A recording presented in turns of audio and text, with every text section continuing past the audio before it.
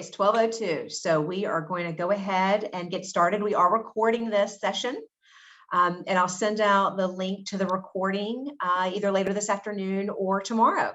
But my name is Stacy Owen. I'm the Executive Director of Alumni Engagement for the School of Business. If you are here for the Parenting the Digital Native, you're in the right spot.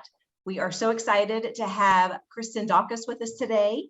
She is a friend of the School of Business and is the owner, founder, and chief creative officer of Say Anything Media. She also has experience working with teens and tweens. She was the editor-in-chief of 10 to 20 Parenting, which was a website focused on helping parents navigate that age group. I'm so glad that I'm not there yet. So I'm planning ahead. So Kristen, I will turn it over to you, but we really appreciate your being here today. Thanks for having me. So one of the questions that Stacy and I had, and if you guys could just kind of drop it in the comment, I'd like to get a little idea of how old your beloved children are that you're encountering this with. But as Stacy said, yes, this has always been, I created Social Savvy Workshops several years ago as a kind of a spinoff of 10 to 20 Parenting. It largely came when my oldest daughter, who's now 23, turned 13. And I was like, oh my God, I have no idea what I'm doing. And there are all the parenting sites out there were all geared towards babies. And any of us that have kids that are in that soon to be teenager or teenage years know that it is, those midnight feedings are one thing, but those midnight phone calls are a completely different ball of wax. So I found that there were not enough resources out there for those of us that were entering that next phase of our lives. And especially, again, 10 years ago, Mackenzie was she's still my oldest, but she was the one that was encountering the new world of cell phones, tablets, and there was, all my friends were coming to me, people were coming to me, and they're like, what do we do? What do we do? I have no idea what I'm doing here. Because not everyone that's older millennial or Gen Xer was ready to embrace the whole social media aspect of life. So a lot of them were just sticking their heads in the sand and just being like, not my kid. And I being front row center to many of the 13-year-olds knew, in fact, it was their kid because they were using alias names. They were using Finsta, which is the fake Instagram account, that second Instagram account that you probably aren't seeing. If your kids are on Instagram, they have the mom approved Instagram, but almost every single one of them has the Finsta, which is the fake one that they do underneath an alias. So there's your little tip. So I've been doing these workshops for several years, and I love helping parents navigate an area that they aren't very familiar with. So I know we're short, we only have a certain amount of time, so I'm going to kind of get into this. And you have to, there we go. So this is my brood, just real quick. My oldest is Mackenzie. She's now up in DC. My middle is a student at the University of Pittsburgh. And as I was telling Stacy, my youngest child just moved out. So she made me an empty nester this week, and I'm having a very hard week because of that. So why are we here? I want to talk to you guys a little bit about managing time online, monitoring and communication, their safety, and some of the top apps that you're probably familiar with, but just in case, a little tidbits. And please feel free. Stacy, can you monitor questions for me? If you have any questions, please just stop and let me know. So how much time are our kids spending online other than just a lot? These guys are digital natives. They have, most of us can remember a time where we did not have this thing glued to you can't see it. Oh yeah, there you go. That thing glued to our hands 24/7. However, these kids, that's all they've ever known. And I'm sure all of us are guilty. I know I was of, if you needed to letting the screen be a babysitter every now and again. And first and foremost, I'm here to tell you that's perfectly okay. If you're on a long road trip, having a tablet for your kids to watch, there's nothing wrong with that. It's just managing their time online. But this is what the CDC is saying that, and I would probably guess that this is a little bit higher now, but 6 hours for those kids between 8 and 10 a day. As you can see, as they get older, 11 to 14, that middle age where, and I think that 11 to 14 is because of where they are in their lives. When they get to that 15 years of age, I think it dips a little bit because of school activities. Maybe they have jobs, so they don't have nearly as much time, but that middle school level definitely is spending the most time online. I'm a big believer in limiting kids' screen time, and whether you use an app for that, or I know certain carriers offer, screen time blocks on it. It's just, we all know it's good for them, not for any of us, not to be glued to our screen all the time. Get outside, play with your friends, go do your things. We are the best people to show them. So if you find yourself guilty of having your phone on you all the time, whether you're playing, words with friends, scrolling through Facebook or Instagram, they watch that, they see that it's perfectly acceptable. So watch your use on your phone or your tablets. Know what their phone is. I'm a big believer that before you hand over a phone, especially with they're getting them younger and younger, to have a contract. And I'm going to kind of jump around on this a little bit, but I am a huge proponent of communication. When you're looking to get your kids a cell phone, a mobile device, or, I'll use mobile device to cover like tablets and things of that nature, or their gaming systems even. I recommend, especially in the beginning, that you have some kind of monitoring software. And the only piece of software that I ever recommend, and I've got in another screen, there's a code that you can use to get 20% off, is Bark. Bark covers the most social sites out there. But what I truly believe as far as Bark goes is because it encourages communication. It will not, what it will do is it addresses things in a green, yellow, and red, right? So at the end of the day, you can set up how often you get notified. You can get like certain things, like if something happens, if they're on a site that perhaps might have porn, if it has questionable language, it screens for suicidal type comments as well. Now, it is all, what I like about it too is it's very smart in the fact, like, let's say, I've got a kid at school who, Mrs. Jones she's like, oh my God, Mrs. Jones gave us the hardest test today. I just want to die. It understands that that's just kind of taken in jest, right?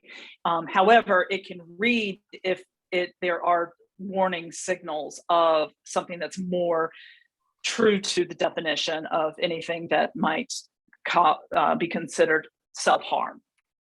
So if you get something like that, it's going to immediately notify you. The rest of it, it'll tell you, okay, Jane went to this site today, spent this much time. And so it encourages conversation. So you can take this report and go to your kid and go, hey, I noticed today that you blah, blah, blah, blah, blah. If you aren't talking to your kids, they're going to feel very uncomfortable coming to you when these things happen. And believe me, they are going to happen. So have the conversations. Don't forbid them to do something, but talk through it with them.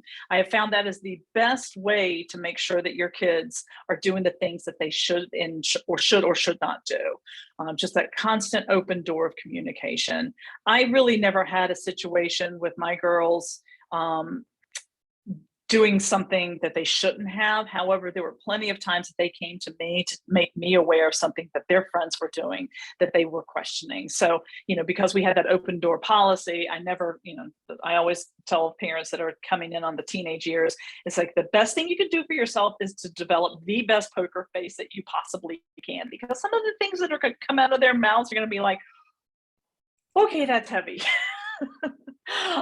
Going back through this list though, technology-free zones, for us, it was always the dinner table as a family. When we sat down to eat, there's no there's no phones, there's no tablets, there's no nothing at the table. That was our time to connect. They can do it for 20, 30 minutes. How long does dinner last these days? I was also a big believer in the bedroom.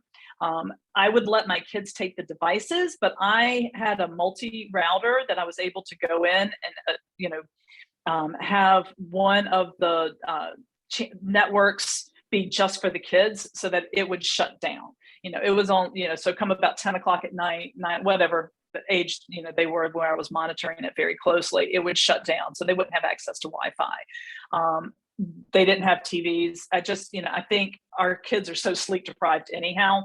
The last thing we want to do is give them the opportunity to stay up till 2 o'clock in the morning because we have to deal with them the next day. So technology-free zones are a really good idea.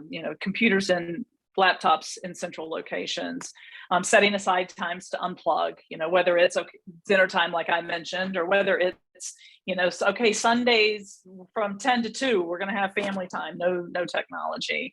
The parental controls, again, most phones and most services have parental controls in there. The only thing I recommend is don't lie to them or don't hide the fact that they're there. That goes back to using anything like Bark. When you hand over the phone, you're saying, okay, listen, this has a monitoring software on it. And it's not because I don't trust you. It's because I need to help you navigate this world. They're just their brains aren't there. Their emotional maturity is not there to be able to handle some of the things. I mean, we're giving them the world, literally. I mean, they have access to so much stuff that their young brains cannot comprehend. They're just not built that way. So they need us to kind of explain things to them.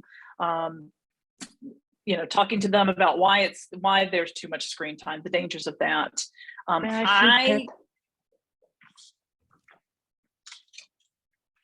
Was there a question? No? Okay. Getting your kids' passwords. I'm not big on snooping. And I think, a lot of parents want to snoop, and I see it in some of the, parenting groups that I'm involved in. There are those that, and I agree, you're paying for the phone, you should have access. But again, it goes back to the communication. If you think that there is something worthy of needing to look at it together. I mean, this is part of parenting, and we're all kind of parenting in the Wild West when it comes to these electronic devices, encouraging other activities and making screen time a privilege, especially if it starts affecting their classwork. It's a matter of, do we start to slip, then your screen time is either going to be eliminated or you are going to be severely, brought down to like 1 hour. Again, going back to keeping your kids' bedrooms screen free. With the parental control software on their phones, it's a partnership. It's talking to them, explaining to them why we need to have this. Your child. It doesn't have to be something where you talk about the big bad ugly things that go on. Believe me, they know. It's our world today. They know what's going on. I don't know. It's up to you what age you get your kids a phone. My point was, if they were going to be once they got to the situation where, for me, it was middle school, if they were someplace where they needed to get hold of me and could not easily get hold of me, I wanted that. And it was just as much for my protection or for my peace of mind as it was for their protection. There are situations that come up that they need to get hold of you and they may not be able to. This is a little bit more about Bark, and we can send you, but this right here, if you see, there is a referral code that'll get you 20% off of that. But I don't know if you can see the alert, but it kind of ranks it again, like there was profanity, or, there was a DM that, this is some bullying language that kind of comes up, and it gives you the opportunity to review each of these issues as they come up.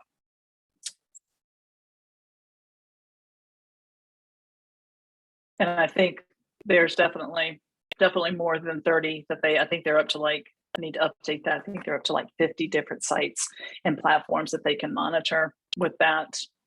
What is the things of we've been dealing with this cyberbullying. As adults, we can see what we call the keyboard warriors can do. I mean, just as adults, that people will hide behind a keyboard and think that anything that they say is okay to say. Well, take that and strip it all the way down to kids who just by nature can be very mean and cruel, and you can imagine how bad it gets. And this is also knowing your kid. You need to watch for the signs. When are they depressed? Do they, are they retreating? Are they not wanting to spend time with you? Are they, things like that should send up a little red flag that most likely something's going on, online in private chats. It's things like, with Instagram. Remember when we were growing up, if somebody had a slumber party and we weren't invited, we didn't know about it until probably Monday or Tuesday when we got back to school. Right now, these kids learn it immediately and they see that they're not invited, and that hurts them. And whether it was intentional or not, it's still out there. I notice things like that. I tend to see it starts happening with girls sooner than the boys.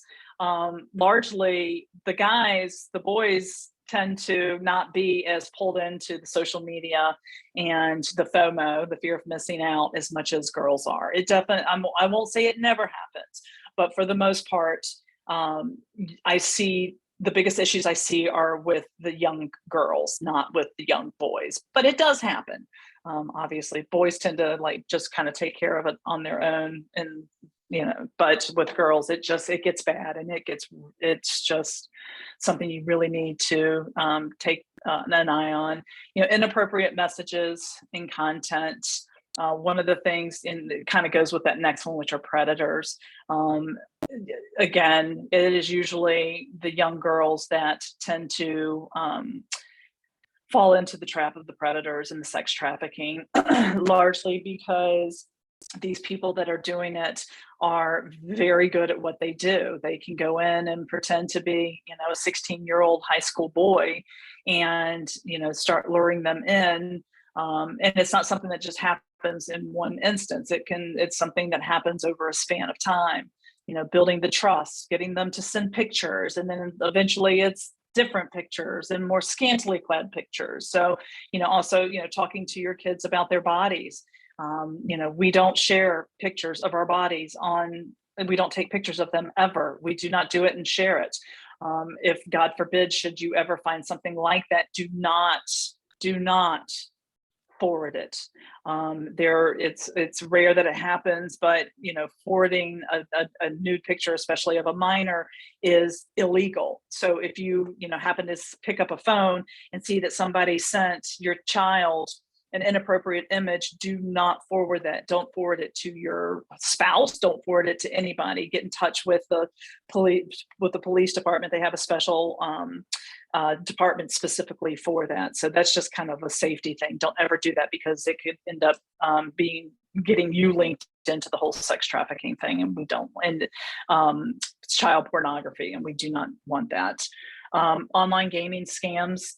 That's typically where the boys kind of get pulled in, is because of their online gaming is a little bit more predominant than the girls. So that's kind of where you have to watch that with the Xboxes and the PS4, all the PlayStations and things of that nature with those games, because if they're open to be able to play with anybody around the world, they're open to play with anybody around the world, and a lot of predators are there.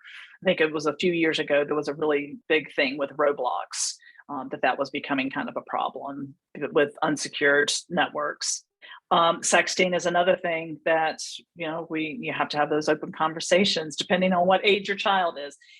Any of this obviously has to be age appropriate, right? You're not going to be having some of these graphic conversations with your 10-year-old, but you need to be having some conversation with them. It's just, you're the parent, you understand that, you keep it at their level. Without freaking them out or grossing them out, as these are uncomfortable conversations to have for everybody, for them, for you. Nobody wants to have these conversations, but have them, you must. Another big thing that they don't think of is reputation management, right? I've worked with a lot of high school kids. They just, again, their brains aren't developed, that if they're in the 10th grade doing some of this stuff, how it could impact them. What they're posting online could truly impact them when it comes to going to college, whether it's scholarships, admissions, etc. These admissions offices are scanning that's part of their process as they go through.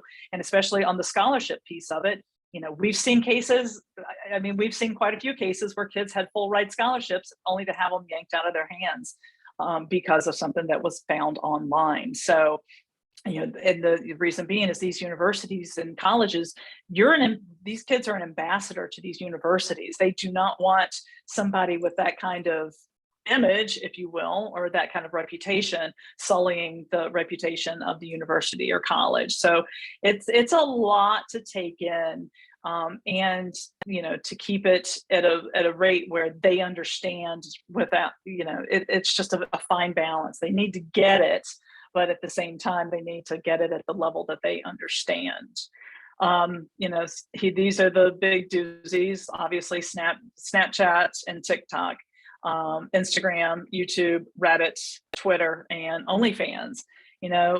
I remember when my middle was in high school, come about 11th grade. So you're talking 16, 17-year-old girls.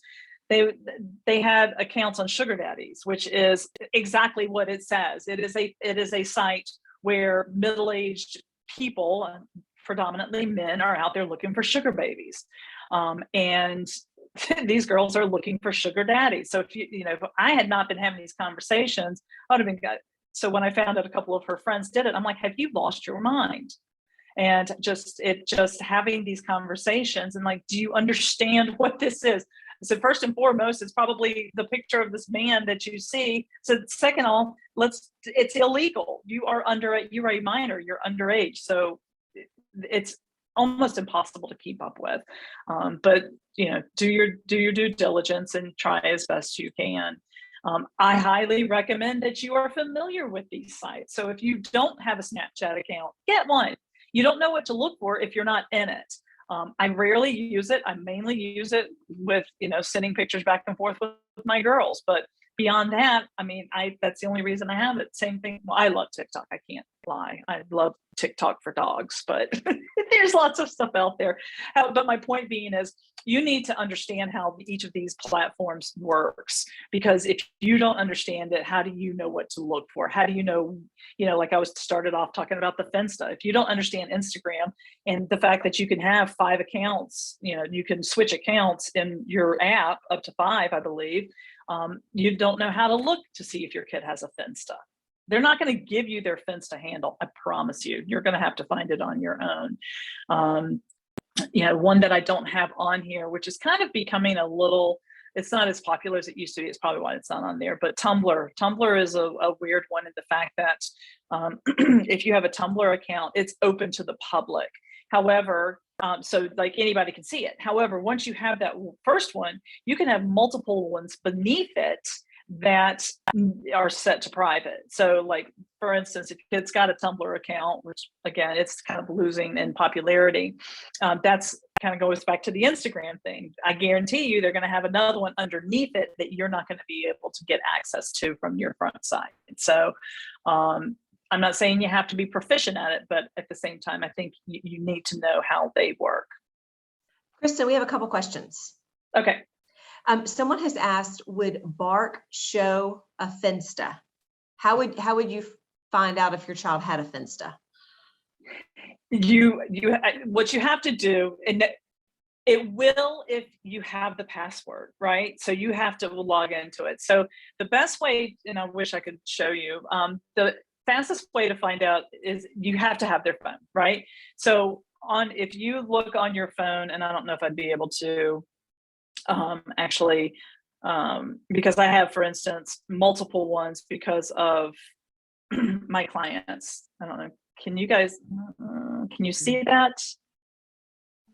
So anyways, all right. If you were to do, you would have to go and let me see. I wonder if I turn off my background, if I'd be able to, up here where your name is on your bio, if you click on it, then you can come up with, let me see if I can turn my background off. And that might help. Hold on. There's a toggle. So you would have to be able to get into their first Instagram account and then go to where their name is. And if they have multiple, it would show up down here. So that's really the fastest way to be able to figure out, because, you know, again, the Finsta is a hard one because you have to, I mean, that's kind of where that trust comes in and the conversation about it. But it will definitely monitor their regular one. Is this similar to if you have multiple Gmail accounts and you go to Gmail and you pick the one that Yes, that's exactly. how you would be able to see that if your child Exactly. has more than one listed? Yeah. Okay, great. That's a great way to look at it. Yes. We have one more question, and it's from earlier in your talk, and it's Daisuke, if you want to add any more to your question. But the question is there information for a younger age group? I know that in terms of screen time, I believe you started at what, 8 to 10? Is there anything before 8? Do you know any of that information? I'm sure there is. I'm sure there is. I can certainly look it up. I mean, that's something the CDC does every year. So, and you know, the online not ambassador, but the online advocacy groups. But that's an interesting question. I don't have it on there because obviously my focus was on that tween and teen age, but that is a good question. I'd be interested to see how much it is. And I think typically you don't usually see kids under the age of 8 getting their own devices unless it's like a tablet. But you know, under 8, it should be a lot easier for parents to monitor the time because you're essentially handing it over to them. So. Is that it? And those are all of our questions so far. Okay. So going kind of like an overview, just like a little checklist, because I know we're coming up on time, you know, talk openly and often about online safety and protocols, installing your safety monitoring software and devices with a conversation with them as to why you're doing it. I'm not spying on you. I need to help you navigate because there's a lot of crazy thing that goes on out there. Limiting the time with designated spaces if needed. You know, educate yourself, stay up to date with what's going on, know the apps and the sites that they're using so that you can understand, you know, what to look for and, you know, how to navigate it yourself. And then establishing clear ground rules and safety principles. I have a contract. It's very basic, and I also within my parenting the mobile phone or device, I put it back on you. I mean, as well, it's like I promise as a parent that I will not, you know, just take the phone because I'm mad at you. I mean, I've always been the parent that like the crime and the punishment must match, right? So if you forgot to take out the trash, I'm not going to say, well, give me your phone for a week. The crime and the punishment don't match up. So I'm a big believer in that. Because if you do it, if you're just ripping the phone or the device out of their hands every single time there's a hiccup that's not related to their actual usage, it's, you know, you're going to kind of diminish your authority in that and the respect. It's a two-way street. Okay, we have one more question. Do you have any suggestions for parents when their kids can use their friends' devices? Any insights? Again, that's a communication thing. You know, if you find out, you know, that every time, you know, Susie goes over to Becky's house and she gets, I mean, really, I mean, that it's hard to navigate that one. But if you find out, you can have a conversation with the other parent to say, hey, listen, we have not given them devices yet. I would appreciate if you could help me not let them use it. I mean, some of this we all know. When they're out of sight, it's really hard. But if you're having these conversations with them, I think it'll make it a little bit easier. You know, it's easy to fly off the handle at them and, you know, with those kind of things. But and then at the end of the day, just it's like if this continues, you're not going to be able to play with Becky, or Becky can only come to our house. It's just that's parenting 101 in the sense of, you know, I would have a conversation if it's a repeat thing after you've told them one of two things: have a conversation with Becky's parents, or tell Susie that she can't hang out with Becky anymore, then that's a violation of, your agreement. They're going to find a way. That's why I'm such a big proponent of, not just sticking your head and saying, no, you can't.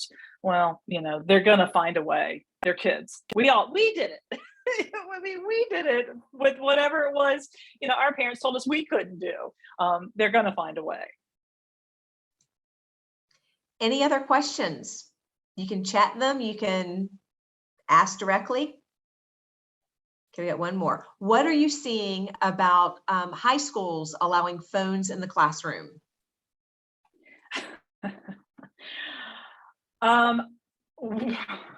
We've worked our way into that corner because of the fact that we now have the BYOD, the bring your own device, for many of our schools that don't have the books. So what schools have tried to do is, and here's how the kids are going to get around that one, is they install a VPN app. They install VPN on their phones. When they open that Pandora box of, you need to bring your own device, I fought that one in middle school. And I'm like, what happens if I couldn't afford you to have, a tablet? How does that work? And then they'd have to go and check them out. That's your decision. I still believe that. It's like, if I don't want my kids to have a device, that's my choice. And if you as a school are going to say they have to have it in order to be able to do the curriculum, well, then you need to provide it for them. And we all know the state of our education budget. So that's a tough one.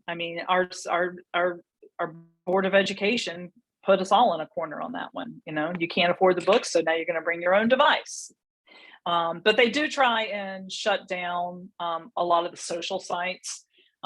While they're in the school. I know that I would sometimes, I'm sure we've all, if you're, at one of your kids' performances or whatever, you're trying to upload something to Instagram and it won't go through until you leave. So, they're doing an okay job with the resources they have with trying to block the social sites. But again, they're going to figure it out. Like I said, most all the kids I know have a VPN installed, so it kind of overrides, whatever the block is that the school has. Well, Kristen, this was fantastic. I learned so much. We really appreciate your being here. Audience, thank you for your participation. And I will share the recording with you shortly. Thanks again, Kristen. Thank you for having me. Of course, thanks, and good luck, everybody. Feel free to reach out if you have questions. I'll include your email address when I send out the one on the screen when I send out the recording. Sounds good. All right. Have a great day, everyone.